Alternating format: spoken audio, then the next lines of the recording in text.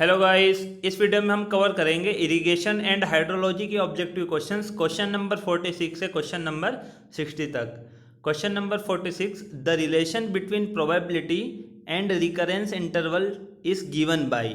आपको रिलेशन पूछा है प्रोबेबिलिटी और रिकरेंस इंटरवल में। तो हम देखते हैं यहाँ पर रिटर्न पीरियड, रिकरेंस इंटरवल या रिपीट इंटरवल्स। इसकी डेफिनेशन क्या होगी? is an average time or an estimated average time between events such as earthquakes, floods, landslides और river discharge flows to occur। मतलब वो एक एवरेज टाइम होता है जिसके बीच ये इवेंट्स अकर होते हैं। ठीक है, ये इवेंट्स अकर होते हैं। इसको एक एग्जांपल से हम समझ सकते हैं। 100 ईयर फ्लड, ये एक रिटर्न पीरियड दिया गया है। इसका मतलब होगा 100 ईयर फ्लड का मतलब होगा कि जो फ्लड है वो 100 ईयर में आता है। उसका रिटर्न पीरियड कब है? 100 ईयर। मतलब वो यदि इस ईयर आया है, इस साल आता है फ्लड, तो अब कब आएगा? वो 100 साल के बाद आएगा। ये हमने इसमें देखा है, जो एवरेज टाइम हमने देखा है। ठीक है, वो कितना है फ्लड का? 100 ईयर फ्लड है। तो ये आपका हो जाएगा रिटर्न पीरियड। अब हम देख लेते हैं प्रोबेबिलिटी का मतलब क्या होगा।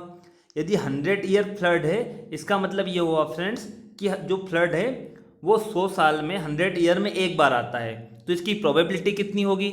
इसकी प्रोबेबिलिटी हम यदि निकालेंगे इस फ्लड की, जिसका रिटर्न पीरियड हमें दिया गया है 100 ईयर फ्लड, इसकी जो प्रोबेबिलिटी होगी वो प्रोबेबिलिटी होगी 100 ईयर में एक बार आता है। इसका मतलब 1 डिवाइडेड बाय 100, ठीक है, इंटू 100। यदि परसेंटेज में निकालेंगे प्रोबेबिलिटी तो ये कितना हो जाएगा? 1%। यहाँ से 100 से आंसर कैंसिल होगा और कितना बचेगा? 1। तो प्रोबेबिलिटी हमारी कितनी होगी? 1%। इसका मतलब फ्रेंड्स ये होता है कि 100 ईयर फ्लड का मतलब होगा कि एवरी ईयर 1% प्रोबेबिलिटी होगी उस फ्लड के आने की। एवरी ईयर उसकी प्रोबेबिलिटी कितनी होगी? 1% होगी। तो इन दोनों में रिलेशन क्या हुआ? इन दोनों में रिलेशन हमने अभी प्रोबेबिलिटी निकाली, वो हमने कैसे निकाली? 1/t into 100। यदि परसेंटेज में निकालते हैं तो 100 से मल्टीप्लाई किया हमने। तो इन दोनों में रिलेशन आप देख सकते हो, probability is equal to 1 by ये रिटर्न पीरियड या रिकरेंस इंटरवल होगा। ठीक है, यहाँ से हमने ये रिलेशन इसका देखा है, या हम इसको p t is equal to 1 भी लिख सकते हैं। p इंटू टी, इसको जब मल्टीप्लाई करेंगे तो कितना हो जाएगा? P T is equal to 1 होगा। अब हम देख लेते हैं ऑप्शन कौन सा हमारा दिया हुआ है। क्वेश्चन नंबर 46 का आंसर ए करेक्ट होगा, P T is equal to 1। Next question देखते हैं, question number 47, dimension of coefficient of transmissibility are. इसमें आपको डायमेंशन पूछी गई है। तो हम देख लेते हैं पहले जो ऑप्शन दिए गए हैं इनकी मीनिंग्स क्या होती है। एम का मतलब क्या होता है, एल का मतलब क्या होता है और टी का मतलब क्या होगा। ठीक है, एम का मतलब होता है फ्रेंड्स इसमें मास। एम का मतलब होता है मास, जो मास की यूनिट होगी, ठीक है, वो होगी। एल का मतलब होगा लेंथ, एल का मतलब यहाँ पर होता है लेंथ। और टाइम जो है टी का मतलब होगा टाइम होगा। अब हम देख लेते हैं जो कोफिशिएंट ऑफ ट्रांसमिसिबिलिटी है उसकी यूनिट हम देखते हैं, उसके बाद हम डायमेंशन देखेंगे। एम एल टी में आपको बताना है मास, लेंथ और टाइम। तो हम देखते हैं कोफिशिएंट ऑफ ट्रांसमिसिबिलिटी क्या होता है। ये एक रिलेशन होता है, यहाँ देख सकते हो आप, coefficient of transmissibility equals to the field coefficient of permeability multiplied by the aquifer thickness. ठीक है, एक्वीफर की थिकनेस से मल्टीप्लाई करेंगे। ये जो एक्वीफर है ये हम बाद में समझेंगे भी, इस 2-3 क्वेश्चन के बाद में एक्वीफर आएगा, उसमें हम इसको डिटेल देखेंगे एक्वीफर होता क्या है। ठीक है, अभी आप इसमें समझ लो जो एक्वीफर की थिकनेस दी गई है वो कितनी है? b है। और परमेबिलिटी कितनी है सॉइल की? k है। तो उसका कोफिशिएंट ऑफ ट्रांसमिसिबिलिटी क्या हो जाएगा? Permeability into thickness of aquifer. ये इसका फॉर्मूला होगा। यहाँ पर b जो है वो थिकनेस है, थिकनेस मतलब लेंथ की यूनिट होगी, लेंथ है एक तरीके से। ठीक है, तो हम थिकनेस को m में लिख सकते हैं, जो थिकनेस है वो मीटर में हमने लिखा। k यहाँ पर क्या है? परमेबिलिटी। परमेबिलिटी का मतलब होता है कोफिशिएंट ऑफ परमेबिलिटी। परमेबिलिटी का मतलब होता है कि जो सॉइल की एबिलिटी है, सॉइल की वह एबिलिटी जो वाटर को उसके अंदर से पास होने देती है। Ability of soil through water passes, ठीक है, वहाँ से पासेस हो जाता है पानी सॉइल के अंदर से, तो उसकी एबिलिटी क्या कहलाएगी? परमेबिलिटी कहलाएगी। अब हम यहाँ पर देख सकते हैं परमेबिलिटी जो है उसकी जो यूनिट होगी वो जो वेलोसिटी है या जो फ्लो है उसी की यूनिट सेम होगी परमेबिलिटी के बराबर, मीटर पर सेकेंड। अब इसको हम कन्वर्ट कर लेते हैं एम एल टी में। यहाँ पर दिया हुआ मीटर हमने लिखा, ठीक है, मीटर पर सेकेंड। अब इसको कन्वर्ट करेंगे तो इसमें मास तो है नहीं, मतलब जो केजी या किलोग्राम में जो मास की यूनिट है वो इसमें हमारी नहीं है, जो हमने इसमें यूनिट लिखी है, तो इसमें m कितना हो जाएगा, 0 होगा। m की पावर कितनी हो जाएगी, 0 हो जाएगी। लेंथ हमारे पास है, लेंथ कितनी है, 2 है, m और m, तो लेंथ क्या हो जाएगा यहाँ पर, स्क्वायर हो जाएगा। और t डिनोमिनेटर में है, तो t की जो टाइम है वो माइनस में आएगा, -1। तो यहाँ से हम देख सकते हैं हमारी जो डायमेंशन होगी कोफिशिएंट ऑफ ट्रांसमिसिबिलिटी की, वो क्या होगी, m0 L2 t-1। हम ऑप्शन देख लेते हैं, ऑप्शन कौन सा करेक्ट होगा। क्वेश्चन नंबर 47 का आंसर सी करेक्ट होगा। Dimension of coefficient of transmissibility are m0 L2 t-1। Next question देखते हैं, question number 48। If d is the depth of the aquifer through which water is flowing, then the relation between permeability K and transmissibility T is given by. आपको relation पूछा है, तो हमने last question में देखा था, क्वेश्चन नंबर 47 में relation क्या होता है, ट्रांसमिसिबिलिटी कोफिशिएंट जो है वो किसके बराबर होता है, thickness of aquifer into coefficient of permeability. Question number 48 का आंसर क्या होगा फ्रेंड्स, आंसर ए करेक्ट होगा। क्वेश्चन नंबर 49, इसमें हम समझेंगे एक्वीफर क्या होता है। An artesian aquifer is the one where, ठीक है, इसमें पूछा है कि जो आर्टिशियन एक्वीफर होता है उसके बारे में आपको 4 ऑप्शन दिए गए हैं। तो हम समझते हैं पहले एक्वीफर क्या होता है, फिर उसके बाद हम देखेंगे टाइप्स ऑफ एक्वीफर, एक्वीफर कितने प्रकार का होता है। एक्वीफर का मतलब होता है is an underground layer of permeable rock which can contain और ट्रांसमिट ग्राउंड वाटर। मतलब जो ग्राउंड वाटर है, ठीक है, जो ग्राउंड है उस ग्राउंड के नीचे एक लेयर होती है। कौन सी लेयर होती है, परमेबल लेयर। परमेबल का मतलब होता है जिससे कि पानी पास हो जाए। जैसे कि सैंड की यदि लेयर है या ग्रेवल की लेयर है, ये ग्राउंड लेवल है, इसके नीचे कोई ऐसी लेयर है, जैसे ये जो एक लेयर है ये किससे बनी हुई है, सैंड से या ग्रेवल से, तो क्या होगा, जो बारिश का पानी होगा वो इस ग्राउंड से नीचे आएगा, और नीचे आएगा तो ये जो लेयर है, जो लेयर बनी है सैंड या ग्रेवल की, जिसको हम क्या कहेंगे, एक्वीफर कहेंगे, जिससे कि पानी पास हो जाता है। ठीक है फ्रेंड्स, उसको हम क्या कहेंगे, एक्वीफर कहते हैं। ये 2 प्रकार से होती है। जो एक्वीफर होगा वो अनकन्फाइंड होता है और कन्फाइंड एक्वीफर होता है। अनकन्फाइंड को हम कहेंगे वाटर टेबल भी कहेंगे, फ्री, फ्रेटिक और नॉन आर्टिशियन एक्वीफर भी कहा जाता है अनकन्फाइंड एक्वीफर को। और जो कन्फाइंड एक्वीफर होता है उसको आर्टिशियन एक्वीफर भी कहा जाता है। इनकी डेफिनेशन देख लेते हैं।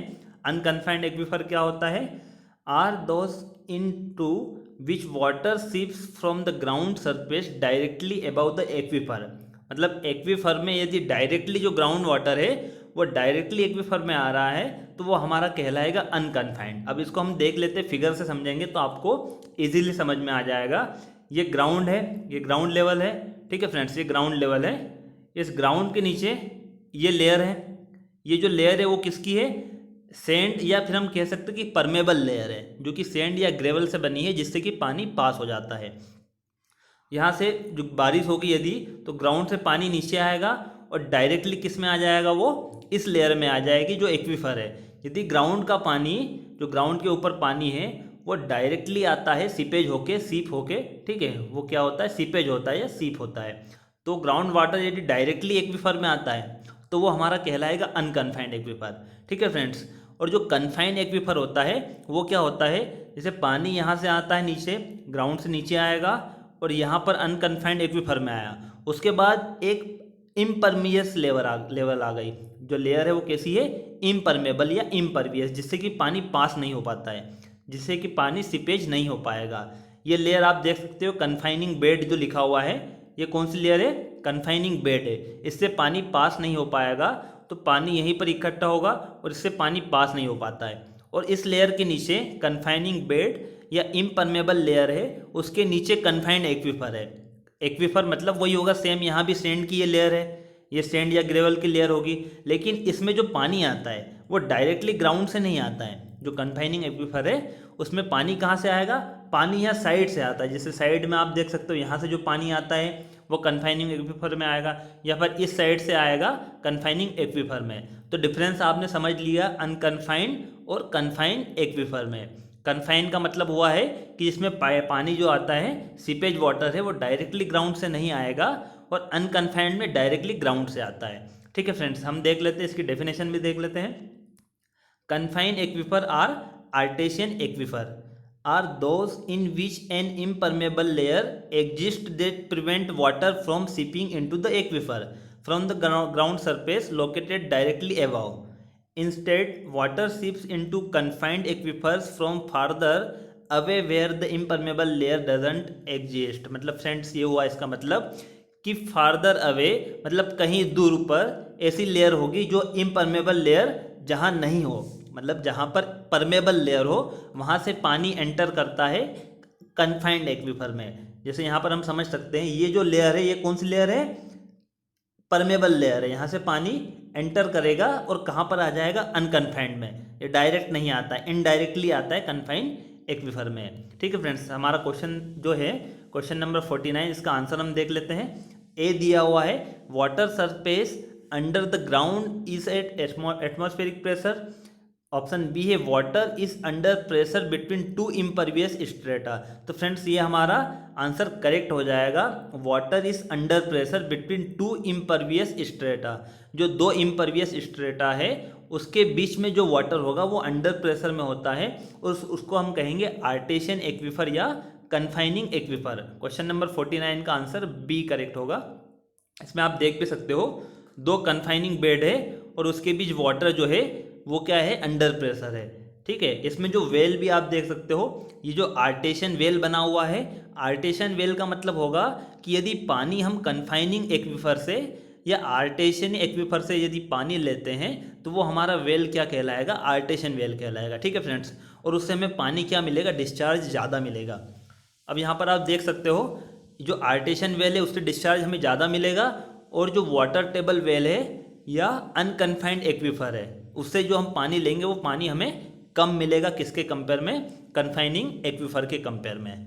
अब हम देखते हैं नेक्स्ट क्वेश्चन हमारा क्या है. Question number 50, a deep well is, आपको पूछा गया है कि जो डीप वेल होता है, ऑप्शन ए है is always deeper than a shallow well.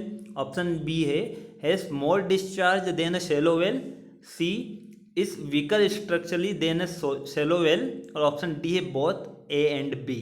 तो फ्रेंड्स हमने ये क्वेश्चन जो डीप वेल है, जो हमने लास्ट वीडियो बनाए थे इरिगेशन एंड हाइड्रोलॉजी के, उसमें भी एक क्वेश्चन आया था जो डीप वेल है वो उसके बारे में 4 स्टेटमेंट दिए गए थे. ठीक है फ्रेंड्स, तो उसमें मैंने समझाया था, यहाँ भी हम डिस्कस कर लेते हैं डीप वेल क्या होता है. डीप वेल का मतलब होगा फ्रेंड्स जिससे कि डिस्चार्ज हमें ज़्यादा मिलेगा, वो हमारा कहलाएगा डीप वेल. या हम ये कह सकते हैं कि वह वेल जो आर्टेशियन एक्विफर में हो, जो कहाँ पर हो, आर्टेशियन एक्विफर में होगा, वो हमारा क्या कहलाएगा, डीप वेल कहलाएगा. उसको हम कहेंगे डीप वेल जिससे कि discharge has more discharge than a shallow well. वो शैलो वेल से क्या होगा, डिस्चार्ज उसमें ज़्यादा होगा. ऑप्शन ए है इज ऑलवेज डीपर. ये ऑलवेज जो इसमें वर्ड दिया हुआ ना, ये ऑलवेज नहीं होता है, मतलब डीपर भी हो सकता है. जो शैलो वेल होगा उससे डेप्थ इसकी डीप वेल की ज़्यादा भी हो सकती है, कम भी हो सकती है. वो डिपेंड करता है कि आर्टेशियन वेल कहाँ पर बना हुआ है. क्वेश्चन नंबर 50 का आंसर होगा बी करेक्ट होगा. डीप वेल वह होता है जहाँ से डिस्चार्ज ज़्यादा मिलता है, उसकी डेप्थ ज़्यादा भी हो सकती है और कम भी हो सकती है. डेप्थ से हम उसको बता नहीं पाएंगे कि कौन सा डीप वेल है और कौन सा शैलो वेल है. हम कैसे बताएंगे कि उससे डिस्चार्ज कितना मिला है. यदि डिस्चार्ज हमें जिस वेल से ज़्यादा मिलेगा वो हमारा डीप वेल कहलाएगा. नेक्स्ट क्वेश्चन देखते हैं, question number 51, a multipurpose reservoir is the one which is, मतलब मल्टीपर्पस रिजर्वायर क्या होता है. तो हम देखते हैं multipurpose reservoir. The term multipurpose reservoir includes all reservoirs actually designed and operated to serve more than one function.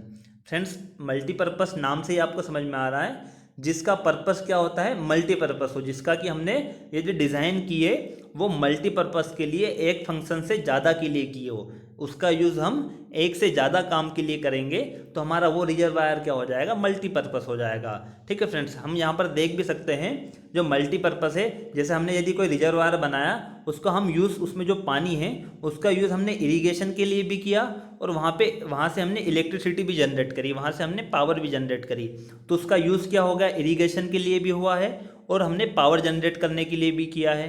तो उस रिजर्वायर को हम डिज़ाइन करेंगे तो हम दोनों के लिए करेंगे, इरिगेशन और पावर के लिए. मल्टीपर्पस रिजर्वायर को दोनों पर्पस के लिए हम डिज़ाइन करते हैं. ठीक है फ्रेंड्स, तो हम देख लेते हैं इस क्वेश्चन नंबर 51 का आंसर क्या हो जाएगा. ऑप्शन ए है designed for one purpose but serve more than one purpose. तो फ्रेंड्स ऑप्शन ए तो गलत होगा, हम उसको डिज़ाइन भी क्या करते हैं, मोर देन वन पर्पस के लिए करते हैं। Option B planned and constructed to serve various purpose. तो ऑप्शन बी हमारा करेक्ट होगा, उसको प्लान करते हैं और उसको कंस्ट्रक्ट किया जाता है वेरियस पर्पस के लिए, ठीक है, मल्टीपर्पस के लिए उसको प्लान करते हैं और उसको कंस्ट्रक्ट करते हैं। क्वेश्चन नंबर 51 का आंसर क्या हो जाएगा, आंसर बी करेक्ट होगा, आंसर बी इज करेक्ट। ठीक है, इसके बारे में और हम देख लेते हैं मल्टीपर्पस रिजर्वायर के बारे में। There can be several purposes for which a reservoir may be made if some of this purpose are combined there will be more effective utilisation of water and economical construction of reservoir. मतलब हमने जो multipurpose reservoir बनाया है, उसकी planning की है, उसकी design की है, तो यदि कुछ ऐसे कॉम्बिनेशन होते हैं जिसका यदि हम यूज़ करते हैं या उसके लिए यदि हमने रिजर्वायर को डिज़ाइन किया है तो हमारा वो इफेक्टिव भी होता है और उसकी कॉस्ट भी कम आती है। जैसे हम देख सकते हैं यहाँ पर preferable combination for a multipurpose reservoir जो दिए गए हैं कौन कौन से हैं। ऑप्शन ए में है reservoir for irrigation and power, ये एक कॉम्बिनेशन होता है जो हमारा इफेक्टिव होता है। ठीक है, यदि हमने इरिगेशन और पावर जनरेट करने के लिए किसी रिजर्वायर को डिज़ाइन किया है तो हमारा ये इफेक्टिव भी होगा और इसकी कॉस्ट भी कम आती है, ये दोनों पर्पस। ठीक है, सेकंड हम देख सकते हैं इरिगेशन, पावर एंड नेविगेशन के लिए हमने कर दिया, ये 3 पर्पस हमने हैं। ठीक है, इसमें भी मल्टीपर्पस है, तो इसमें एग्जाम्पल दिए गए, आप रीड कर लेना। ठीक है, ये आपको समझ में आ जाएंगे, सिंपल है उसके जो पर्पस है। जैसे लास्ट हम देख सकते हैं reservoir for power and water supply, यदि हमने किसी सिटी में पानी सप्लाई किया है और उससे पावर भी जनरेट कर रहे हैं तो वो रिजर्वायर मल्टीपर्पस हो जाएगी। कॉम्बिनेशन दिए गए हैं, कौन कौन से कॉम्बिनेशन हो सकते हैं। नेक्स्ट क्वेश्चन देखते हैं, question number 52। The useful storage in the volume of water stored in the reservoir between. जो रिजर्वायर होता है उसमें वाटर स्टोर्ड होगा जो हम यूज़फुल होगा, हमारे लिए यूज़फुल होगा। तो हम देख लेते हैं उसमें कौन कौन से लेवल होते हैं। जैसे ऑप्शन यहाँ पर 4 ऑप्शन दिए गए हैं जिसमें minimum pool, maximum pool, normal pool. तो हम देखते हैं ये होते क्या है, मिनिमम, मैक्सिमम, नॉर्मल पूल का मतलब क्या होता है। यहाँ आप देख सकते हो एक रिजर्वायर बना हुआ है। रिजर्वायर हम कैसे बनाते हैं, ठीक है, रिजर्वायर हम कैसे बनाएंगे, हम एक डैम बना देंगे। ये जो रिवर होगी या जो फ्लोइंग वाटर है उसको हम रोक लेते हैं एक बैरियर से। बैरियर का मतलब हमने वहाँ पर डैम का निर्माण किया, डैम का कंस्ट्रक्शन किया और हमने पानी को रोक लिया, और जो पानी रुका हुआ होगा वो क्या कहलाएगा, रिजर्वायर कहलाएगा। अब यहाँ पर हम देखेंगे इस डैम का जो लेवल होगा पानी डैम की अप स्ट्रीम साइड में, इसकी ये अप स्ट्रीम साइड होगी और ये डाउन स्ट्रीम साइड होगी। तो अप स्ट्रीम में जो पानी का लेवल है वो अलग अलग लेवल में यदि होगा तो उसका नाम भी हमने अलग अलग दे दिया। यहाँ पर आप देख सकते हो डिफरेंट लेवल जो है। फर्स्ट हमारा जो लेवल होगा मिनिमम पूल लेवल, ये मिनिमम पूल लेवल है। यहाँ आप देख सकते हो नॉर्मल पूल लेवल है, ये रिटार्डिंग पूल लेवल और मैक्सिमम पूल लेवल। आपको ये पूछा गया है कि जो यूज़फुल स्टोरेज होता है जिसका हम यूज़ करते हैं या जो एक्टिव स्टोरेज होता है वो किसके बीच होगा। तो यहाँ हम फिगर्स देख के बता सकते हैं कि जो एक्टिव स्टोरेज या यूज़फुल स्टोरेज होता है वो नॉर्मल पूल लेवल और मिनिमम पूल लेवल के बीच होता है। वो कहाँ पर होता है, नॉर्मल और मिनिमम। हमारा आंसर देखते हैं, आंसर बी जो है वो क्या होगा, minimum pool level and normal pool level, उसके बिटवीन होता है यूजफुल स्टोरेज या एक्टिव स्टोरेज। क्वेश्चन नंबर 52 का आंसर क्या हो जाएगा, आंसर बी करेक्ट होगा। इस फिगर से 3-4 क्वेश्चन बनते हैं। आप देख सकते हो यहाँ पर डेड स्टोरेज, यहाँ पर ये भी पूछा जा सकता है कि जो फ्लड कंट्रोल स्टोरेज है वो किसके बीच होगा। तो फ्रेंड्स वो किसके बीच होगा, रिटार्डिंग पूल लेवल और नॉर्मल पूल लेवल के बीच होगा। मैक्सिमम पूल लेवल और रिटार्डिंग पूल के बीच में कौन सा होता है स्टोरेज, सरचार्ज स्टोरेज। और मिनिमम पूल लेवल के नीचे जो स्टोरेज होगा वो क्या कहलाएगा, डेड स्टोरेज। इसको हम समझेंगे, नेक्स्ट क्वेश्चन जो है वो डेड स्टोरेज से रिलेटेड है तो उसको हम समझेंगे। क्वेश्चन नंबर 52 का आंसर क्या होगा, आंसर बी करेक्ट होगा। नेक्स्ट क्वेश्चन देखते हैं, question number 53। The water stored in the reservoir below the minimum pool level is called.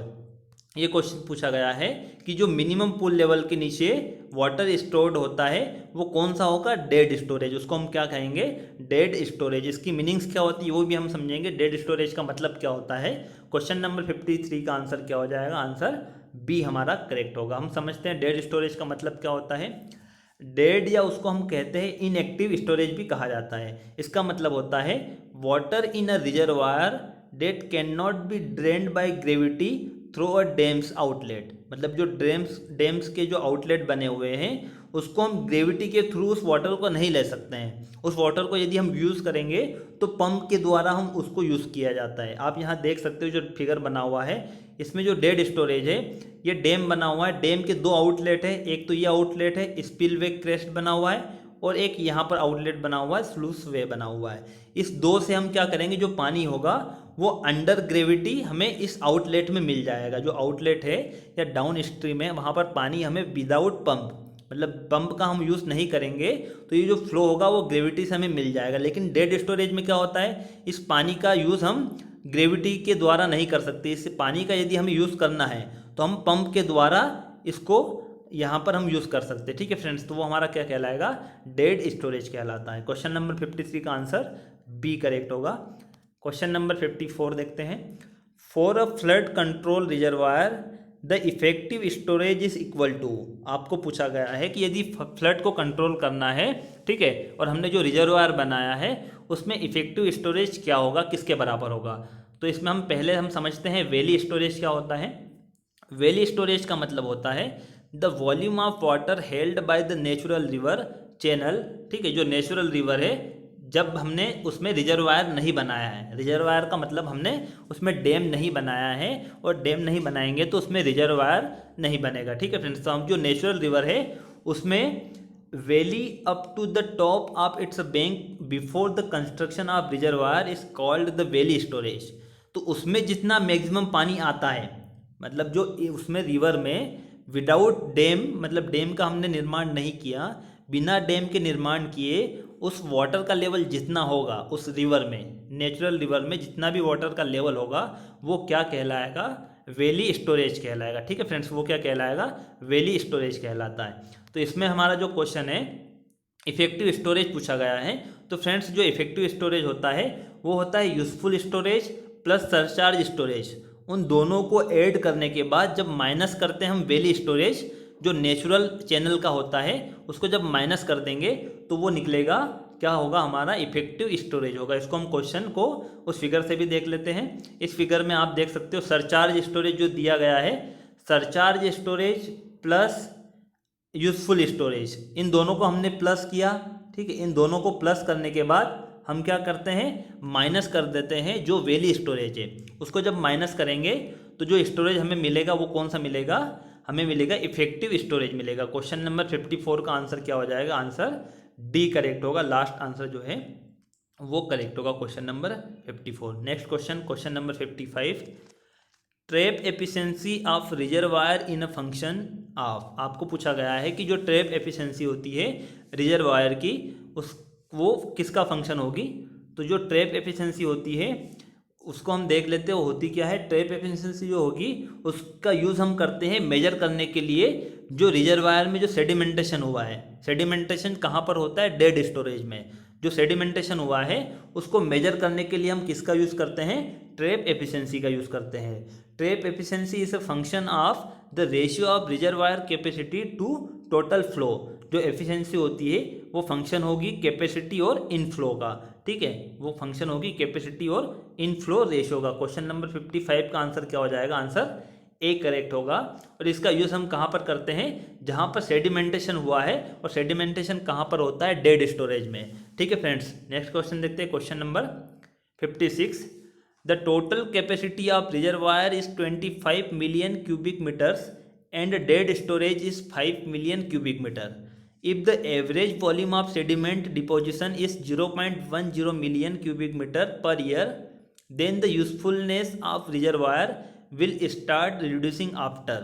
आपको इस क्वेश्चन में पूछा है कि जो रिजर्वायर है उसकी टोटल कैपेसिटी कितनी है, 25 मिलियन क्यूबिक मीटर है उसकी टोटल कैपेसिटी है, और उसका डेड स्टोरेज कितना है, 5 मिलियन है। और उसमें जो सेडिमेंटेशन डिपॉजिट हो रहे हैं, ठीक है, जो सिल्ट या क्ले के जो पार्टिकल्स होते हैं वो जो डिपोजिशन हो रहे हैं डेड स्टोरेज में, वो कितना हो रहा है, 0.1 मिलियन क्यूबिक पर मीटर पर ईयर। मतलब एक साल में कितना स्टोरेज हो रहा है डिपोजिशन, 0.1 मिलियन। तो और आपको पूछा गया है कि जो रिजर्वायर है उसका यूजफुलनेस कब रिड्यूस होने लग जाएगा। ठीक है, उसका रिड्यूस कब होने लग जाएगा, उसकी जो कैपेसिटी है 25 मिलियन की, वो कम होना कब स्टार्ट हो जाएगी, 25 से कम स्टार्ट हो जाएगी कि 24 या 23 मिलियन क्यूबिक मीटर कब हो जाएगी। तो फ्रेंड्स इसको हम समझते हैं, जो डेड स्टोरेज होता है, जो डेड स्टोरेज होगा उसमें जब, उसी फिगर से हम इसको एक बार समझने की कोशिश करते हैं। इस फिगर में जो सिल्ट है, ये सेडिमेंटेशन जो है, ठीक है, ये सेडिमेंटेशन है। क्वेश्चन में दिया गया है कि जो सेडिमेंटेशन है वो 0.1 cubic metre million cubic metre per year है। एक साल में कितना डिपोजिशन हो रहा है, 0.1, ठीक है। तो ये डेड स्टोरेज है, जब ये फुल हो जाता है सेडिमेंटेशन से, डेड स्टोरेज जब फुल हो जाएगा उसके बाद में क्या होगा, उसकी जो स्टोरेज होगा रिजर्वायर का, उसका यूजफुलनेस या टोटल जो कैपेसिटी होगी वो रिड्यूस होने लगेगी, क्योंकि ये सिल्ट डेड स्टोरेज के बाद में भी फिर ऊपर आने लगेगा, तो उसमें पानी कम होगा। जितना सेडिमेंटेशन डिपॉजिट होगा उतना ही उसमें पानी कम स्टोर होगा, ठीक है। हम अब इसको न्यूमेरिकल को सॉल्व करते हैं, जो न्यूमेरिकल है उसको हम सॉल्व करते हैं। इसको सॉल्व कैसे करेंगे, usefulness of the reservoir will start reducing after dead storage completely fill with sediment. मतलब जो डेड स्टोरेज है वो कम्प्लीटली फिल हो जाएगा सेडिमेंट से, तो जो यूजफुल होगी रिजर्वायर की वो क्या होगी, रिड्यूस होगी या डिक्रीज होने लगेगी। हमें गिवन है क्वेश्चन में डेड स्टोरेज और average volume of sediment deposition. तो फ्रेंड्स इसको आप समझ सकते हो, इसमें जो डेड स्टोरेज कितना है 5 है और एवरेज वॉल्यूम ऑफ सेडिमेंट कितना है 0.1 है, ठीक है। मतलब एक साल में 0.1 डिपोजिशन हो रहा है, तो 5 मिलियन होने में कितना समय लगेगा, तो 5 डिवाइडेड बाय 0.1 करेंगे तो कितना समय लगेगा, उसको 50 साल लगेंगे सेडिमेंट को फुल, जिससे कि वो जो डेड स्टोरेज है वो फुल हो जाएगा, किससे, सेडिमेंट से। जो सेडिमेंट पार्टिकल्स हैं उससे डेड स्टोरेज फुल हो जाएगा कितने साल में, 50 साल में। इसका आंसर क्या हो जाएगा, क्वेश्चन नंबर 56 का आंसर ए करेक्ट होगा, आंसर ए इज करेक्ट। आप इसको, इस क्वेश्चन को इस प्रकार से भी कर सकते हो, यदि एक साल में 0.1, एक साल में 1 ईयर में कितना डिपोजिशन हुआ है 0.1, तो आपको फाइंड करना है 50 साल में कितना होगा, ठीक है फ्रेंड्स। तो आप 50 साल में कितना हो जाएगा, 5 डिवाइडेड बाय, या आप इसको इस तरीके से भी कर सकते हो, जैसे 1 ईयर में कितना हुआ है 0.1, ठीक है। और आपको देखना है कि 5 मिलियन क्यूबिक मीटर फुल होने में कितना समय लगेगा, तो हम क्या कर देंगे, 5 डिवाइडेड बाई 0.1 करेंगे, तो ये हमारा आंसर कितना आ जाएगा, 50 ईयर। आप, ये क्वेश्चन है, ये रीजनिंग का क्वेश्चन है, जो सिंपल क्वेश्चन है। आपको यदि इसके बारे में नहीं भी पता हो, रिजर्वायर क्या होता है, डेड स्टोरेज क्या है, फिर भी आप इसको रीजनिंग और एप्टीट्यूड के अकॉर्डिंग इस क्वेश्चन को सॉल्व कर सकते हो। क्वेश्चन नंबर 56 का आंसर ए करेक्ट होगा। नेक्स्ट क्वेश्चन देखते हैं, question number 57। The forces which are considered for the analysis of an elementary profile of gravity dam under empty reservoir condition are। आपको पूछा गया है कि जब फोर्स की हम एनालिसिस करते हैं ग्रेविटी डैम में, और ग्रेविटी डैम कैसा है, एम्प्टी है, वहाँ पर पानी नहीं है।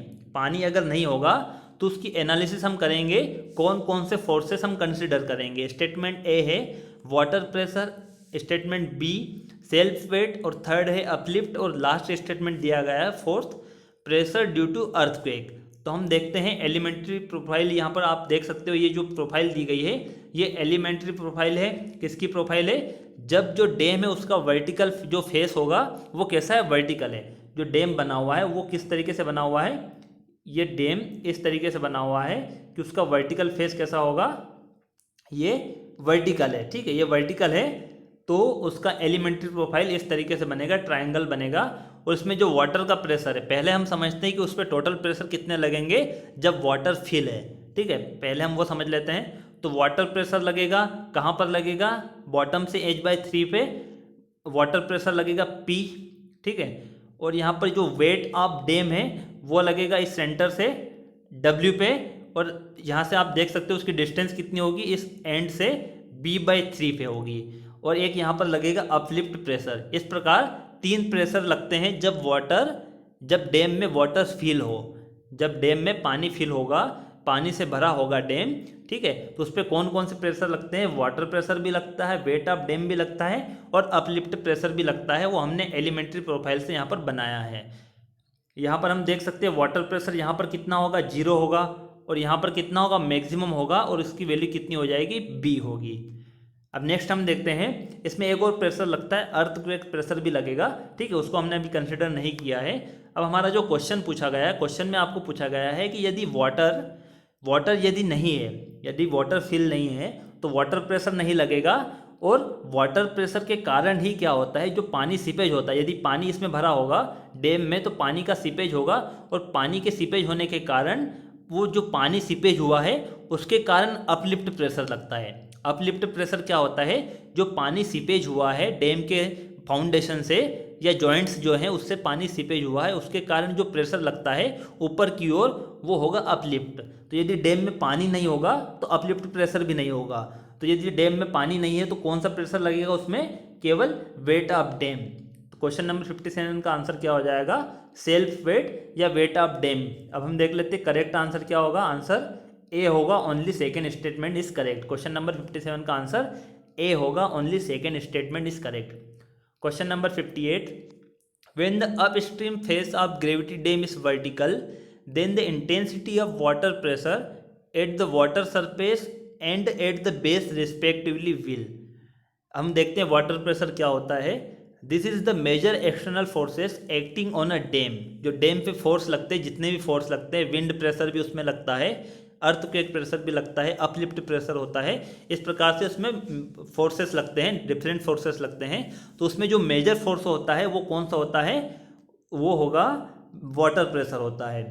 When the upstream face of the dam is vertical, जो अपस्ट्रीम फेस है ये आपका अपस्ट्रीम फेस होगा, ठीक है, डैम का अपस्ट्रीम फेस है, और ये डाउन स्ट्रीम फेस होगा।